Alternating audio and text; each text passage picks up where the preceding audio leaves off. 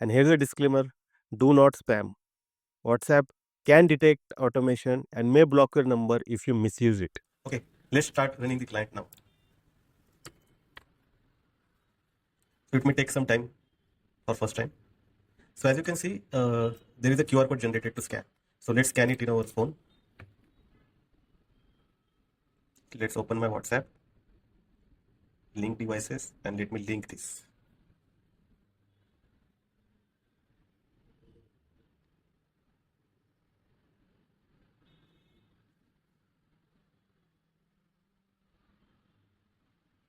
So now the client is connected. It's showing active now. And you can see the message like client is ready. And this debug log is there. So let's start sending one message. Let me open my WhatsApp. And if I send hello, so my workflow will be triggered. And I start getting messages from my AI.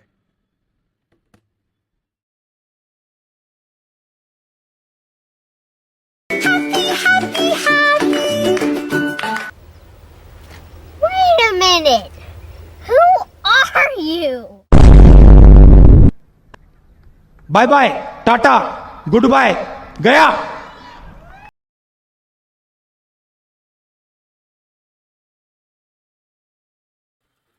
Let's see how it works.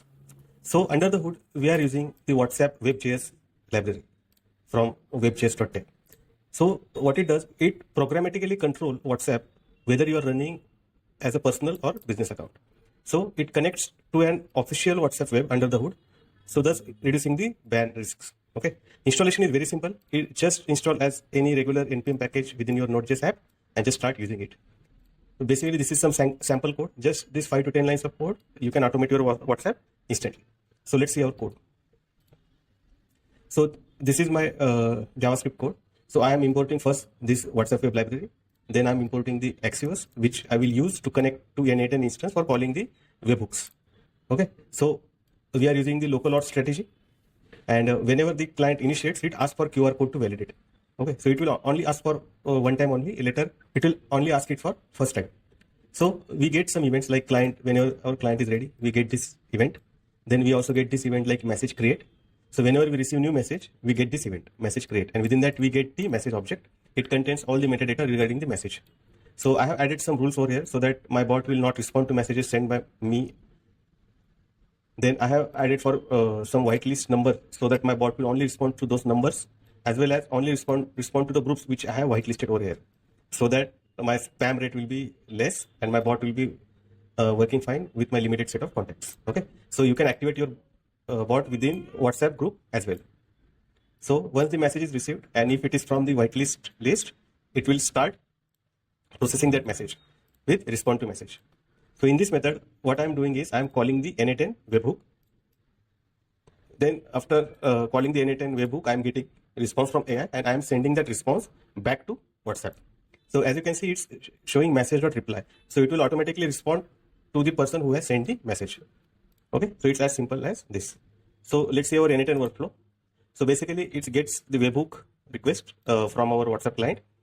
Then it sends that request to our AI agent. I have connected OpenAI for processing this information.